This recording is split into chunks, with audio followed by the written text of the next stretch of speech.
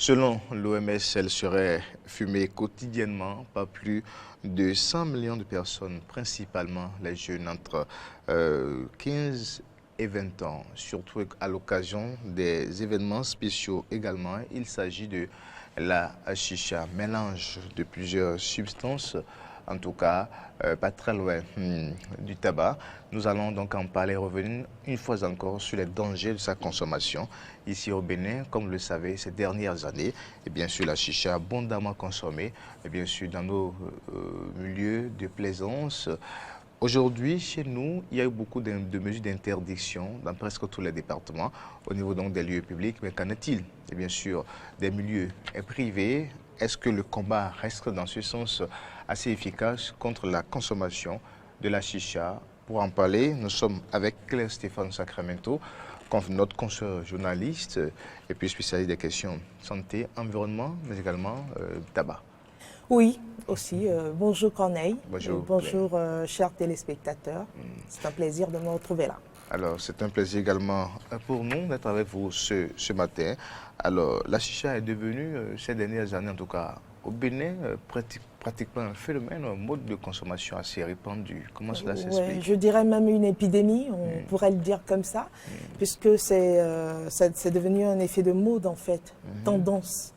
Donc du coup, la majorité des jeunes, c'est-à-dire quand on ne se retrouve pas en train de fumer de la chicha, c'est un peu comme si on n'est pas à la mode, on n'est pas considéré par les amis et tout. C'est justement pourquoi ça se fume généralement en équipe, en groupe d'amis. C'est déplorable ce qu'on a constaté depuis quelques années maintenant jusqu'à nos jours. Et Dieu merci qu'il y a maintenant des décisions prises par nos préfets, des arrêtés pour dire stop à tout ceci. D'un département à un autre, les raisons varient, voilà. Mais ce qu'on en arrive au constat que c'est un produit dangereux et que c'est une pratique qui ruine notre jeunesse et qui la conduit forcément vers la perdition. Alors, un produit dangereux, en quoi on peut montrer la dangerosité justement? Nous ne sommes pas des agents de santé ou des spécialistes, mais nous côtoyons les spécialistes. Du coup, prenons en exemple ce que disent les spécialistes, les chercheurs, les scientifiques, les médecins par rapport à la chicha. C'est très dangereux. La chicha, on la reconnaît par l'appareil. C'est l'appareil que nous connaissons, qui peut avoir un tuyau ou plusieurs, avec des embouts, mais le danger, ce sont les produits qui sont mélangés dans ces appareils-là. Parfois même, on parle de fumer du tabac à travers la chicha. Donc du coup, il y a des milliers de produits toxiques qui seraient donc mélangés dans cet appareil que les jeunes fument en réalité. Et d'après les médecins toujours, c'est une pratique qui expose la jeunesse, ou plutôt les personnes qui s'y adonnent, à plusieurs maladies, comme par exemple des cancers. Il y a des risques de cancer, et il y a des risques d'hépatite, etc. Parce que il se fait que pendant des années que cette pratique a été en vogue jusque-là, c'est que plusieurs personnes se retrouvent autour d'un seul appareil, munis peut-être d'un seul tuyau ou de deux, mais qui se partagent ces tuyaux-là. Et donc, parfois même, on a vu que ces groupes de personnes-là partagent le même embout. Alors qu'on parle d'hépatite, donc le risque est là, le même embout qui passe de bouche à bouche, si quelqu'un a une affection, cette personne pourrait la transférer à une autre. C'est aussi simple que ça. Alors, même, on a eu à discuter avec un consultant à l'OMS qui nous a dit, même quand on dit qu'on change d'embout, rien ne dit que des germes ont été déposés dans le tuyau, parce que c'est le même tuyau qui sert de conduit pour fumer à toutes ces personnes-là. Donc le risque est toujours là. Parlons toujours de danger. Nous allons voir aussi en temps de Covid, parce que nous sommes dans un contexte Covid, où coup, on demande l'espacement, on demande la distanciation sociale. Et autour de la chicha, il n'y a pas de distanciation sociale.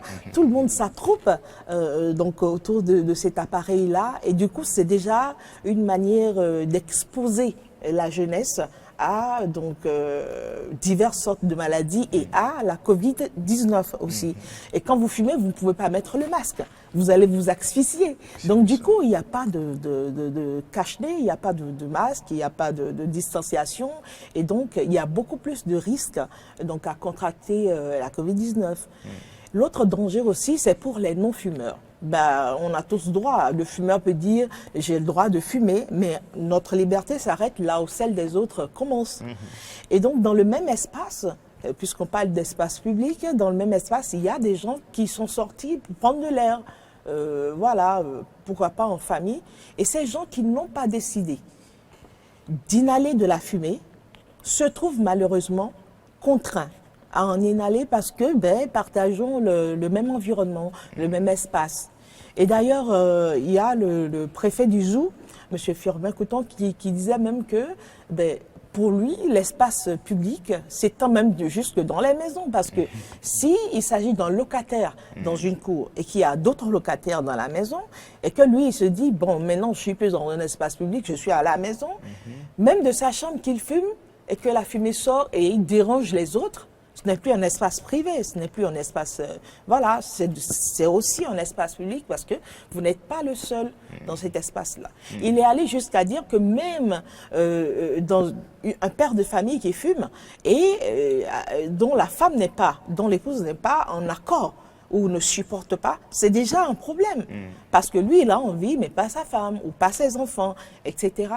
Donc le danger, les dangers sont multiformes.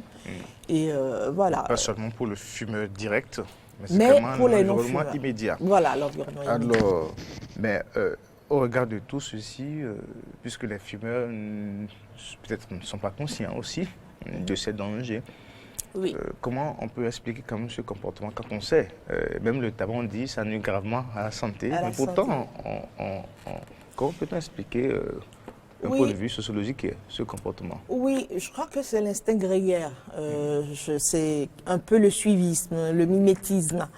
Vous l'avez dit tout à l'heure, le fumeur n'est forcément pas conscient. Et là, je l'ai découvert, j'ai compris, quand je faisais une enquête justement sur le sujet, où j'ai compris que les jeunes qui s'y adonnent, en réalité, ne savent même pas le contenu, ne savent même pas les produits qu'ils fument ou qu'ils inhalent. C'est comme certains qui m'ont dit, moi je ne me suis jamais préoccupée de ce qui est mélangé, mais ce qui me plaît c'est l'arôme, parce que c'est ça. C'est l'arôme qu'on met au devant. Et donc, les jeunes m'ont dit, c'est l'arôme. Nous, on choisit suivant que tu aimes la vanille ou que tu aimes la menthe ou le chocolat. Donc, eux, ils s'en arrêtent là, sans plus se soucier de ce qui est mélangé plus loin. Donc, ça explique un peu ce que vous veniez de dire, que parfois, les fumeurs ne sont pas forcément... conscients du danger ou plutôt de ce qu'ils font. C'est juste que ces jeunes disent, on veut juste être à la mode parce que nous sommes dans des groupes d'amis et quand tout le monde le fait et que vous ne le faites pas, c'est comme si vous êtes dépassé, c'est comme si vous, voilà, vous n'êtes pas à la mode simplement comme je l'ai dit au début, donc ils se conforment en fait. Ils se conforment, ils se disent, bon, pour se sentir bien dans le groupe, on y va quoi, et tout. Et donc, je crois qu'il y a un travail de sensibilisation à faire, il y a un travail d'information à faire, parce que d'ailleurs, la majorité de ces jeunes-là que j'ai approchés dans l'enquête m'ont dit, écoutez, si on nous informe davantage, d'abord ils ont dit, si vous en parlez, c'est qu'il y a un hic. Et donc, si on sait s'il y a un danger, on pourrait essayer d'arrêter et tout. Donc, je crois que la sensibilisation a vraiment son rôle.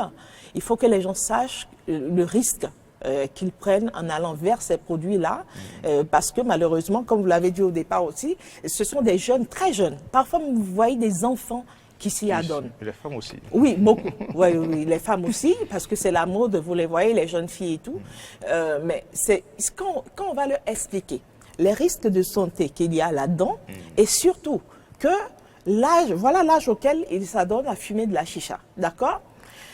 Les parents investissent. eux-mêmes, ils s'investissent parce qu'ils veulent devenir quelqu'un, d'accord? Ils finissent leurs études et c'est au moment de jouir des fruits de leurs efforts qu'ils commencent à tomber malades.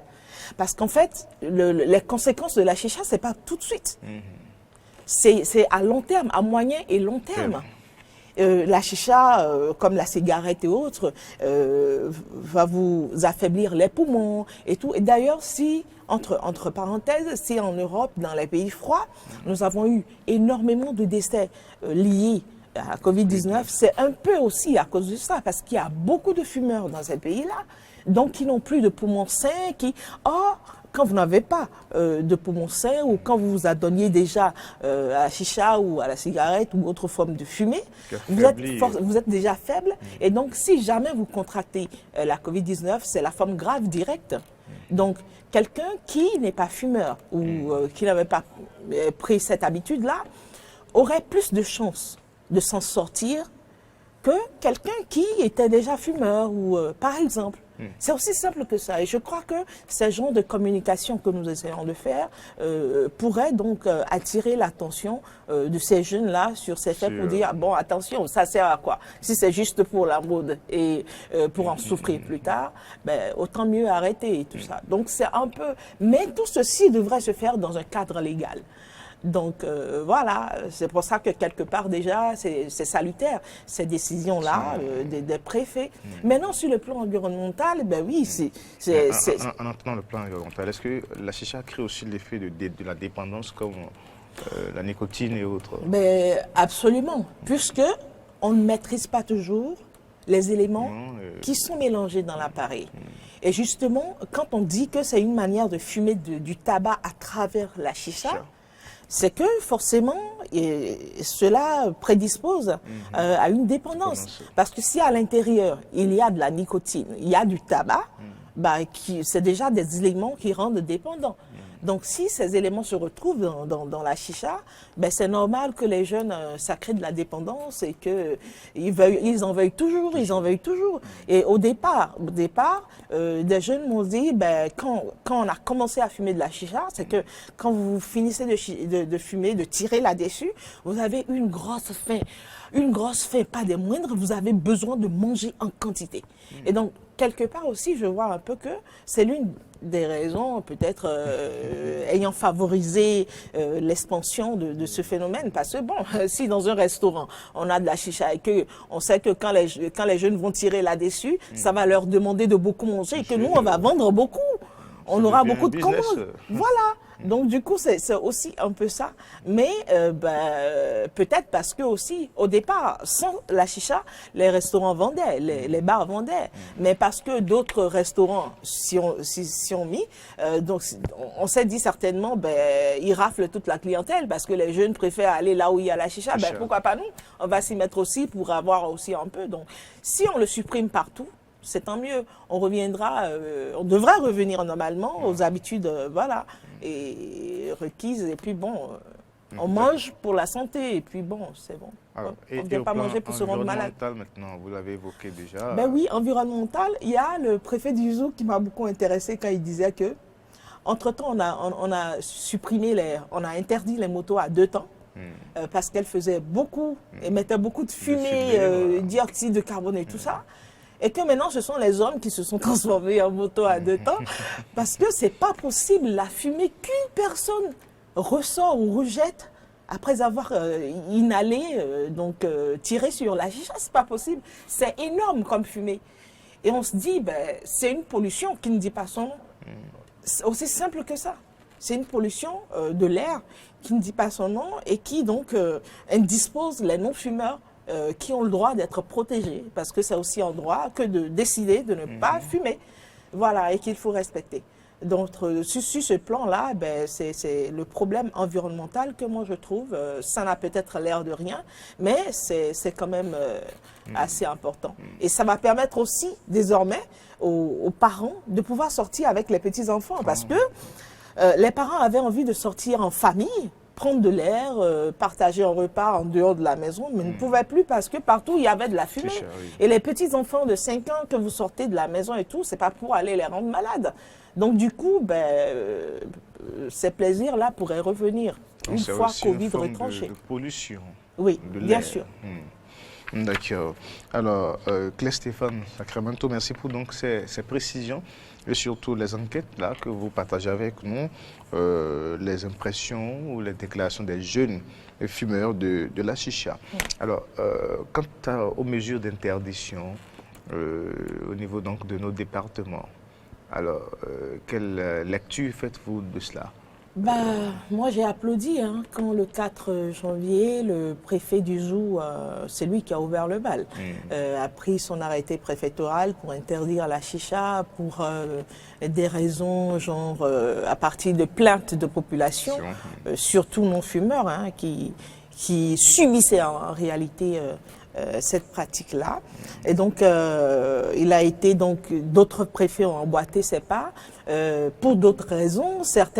Dans certains départements, c'était le fait que, on a constaté au niveau de la direction départementale de la santé que de plus en plus de jeunes contractaient la Covid-19. Et donc, analyse faite, et il a été ressorti que c'est parce que les jeunes ne respectaient pas les mesures barrières et qu'ils continuaient à s'attrouper donc autour des appareils, autour de la chicha et tout, qu'ils continuaient de se partager les embouts et tout ça. Donc, du coup, les raisons varient d'un département à un autre. Toutefois, on en est arrivé à ce que tous les départements prennent cette décision-là, ce qui est vraiment salutaire, ce qui est heureux. Maintenant. Et d'ailleurs, il y a eu dans certains départements des délais qui ont été donnés, des deadlines qui ont été donnés pour la sensibilisation et pour le début de la répression. C'est bien.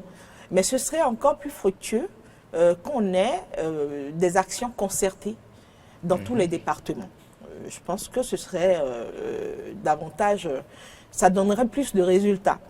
Et l'autre chose aussi, la plupart se sont basés sur la nouvelle loi anti-tabac du 18 décembre 2017, qui a été promulguée par le chef de l'État, et donc qui renforce cette lutte anti-tabac-là, puisqu'on parle de lutte anti-tabac, tabac et ses dérivés, donc la chicha y compris.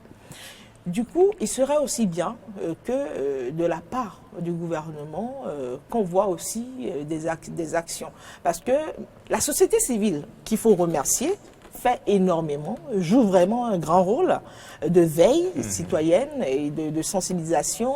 Elle attire l'attention des populations sur les dangers de cette pratique et tout. Mais tout ceci se fait dans un cadre et doit se faire dans un cadre. Vous voyez, quand les préfets ont pris sur eux de décider, c'est que ça a été donc suivi et du coup, l'autorité a un pouvoir, justement, et quand ça vient de l'autorité, on se range davantage plutôt que quand ça vient d'un individu ou d'un particulier. Donc, du coup, c'est déjà bien qu'il y ait eu ces arrêtés-là. Maintenant, nous attendons de voir la mise en œuvre, la mise en application de ces mesures.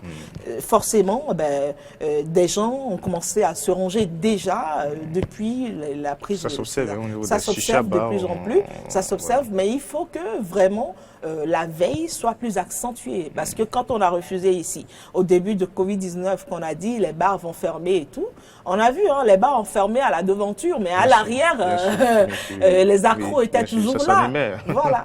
Donc, du coup, il faut qu'on soit en éveil et qu'on fasse la veille. Mais c'est justement ça aussi. Le problème peut être déplacé maintenant des milieux publics vers les coins privés. Oui, c'est pour ça que justement, j'étais à un atelier de la société civile récemment organisé par l'ONG IECT où il se disait que il faut que on accentue vraiment la veille, et qu'on voit à des endroits comme ça où je me rends et que je vois qu'en cachette, il y a des gens qui fument, il faut que je sois libre de pouvoir appeler le 666 de la police pour dire attention à tel endroit. Et il faudrait que la police soit apte à réagir. Et ce n'est que comme ça qu'on pourra donc arriver à bout de ce phénomène, je trouve. Alors, et l'importation de ces instruments, de ces substances également, est-ce que ce n'est pas aussi d'autres formes de pouvoir lutter efficacement? Bien sûr, c'est une autre paire de manches. C'est toujours sur le marché, ça vient toujours dans Et pas plus tard qu'hier, moi je passais dans un quartier où j'ai vu une boutique remplie d'appareils de chicha. Bien exposé, ça attire ceux qui ont une faiblesse pour ça. Et le risque, c'est que les gens commencent à acheter les appareils à la maison. Puisque j'ai opté pour ça et que je ne peux plus aller au restaurant fumer ou aller dans un espace public fumé, ben, si je l'ai dans ma chambre, ben, c'est chez moi. Tout le monde ne comprend pas encore que le chez moi peut être aussi un espace public à partir du moment où je ne suis plus la seule personne à y vivre. Voilà. Donc du coup, je crois qu'il y a aussi un problème à ce niveau-là. Les autorités doivent réfléchir, puisqu'il ne suffit pas de dire qu'on lutte contre le phénomène et qu'on laisse entrer ces appareils. Ça passe quelque part pour entrer. Ça passe, c'est des conteneurs qui arrivent parce qu'il y en a tellement maintenant sur le territoire qu'il faut aussi agir à ce niveau-là. On interdit l'importation, par exemple, ou je ne sais pas quel mécanisme, mais il faut qu'on arrête de les exposer dans les supermarchés ou dans les boutiques et tout. Il faut que l'accès à ces appareils-là soit vraiment limité, soit vraiment régulé. Et voilà, c'est ce que j'allais dire. Donc, effectivement, c'est l'autre paire de manches à laquelle il faudra aussi qu'on s'attaque. Et puis, les jeunes qui s'adonnent à cela aussi, est-ce qu'il y a peut-être pas des propositions de programmes de rééducation ou c'est pas trop par rapport à ces jeunes qui ont déjà développé une certaine dépendance? Ça va être compliqué. Oui, une certaine dépendance. D'abord, moi, je vais dire, malheureusement, de plus en plus, les parents n'ont plus le temps. Quel traitement aujourd'hui on peut faire à ces jeunes pour donc les amener complètement à oublier? D'abord, le premier traitement, c'est la sensibilisation. Comme je l'ai dit, et comme je l'ai constaté sur le terrain, ce que les jeunes disent, ils ne sont pas informés. Ils ne savent pas s'ils courent un danger ou pour eux, c'est la mode. Et puis, ils mettent en avant l'arôme. Donc, du coup, je pense que le premier traitement, c'est qu'on accentue la sensibilisation.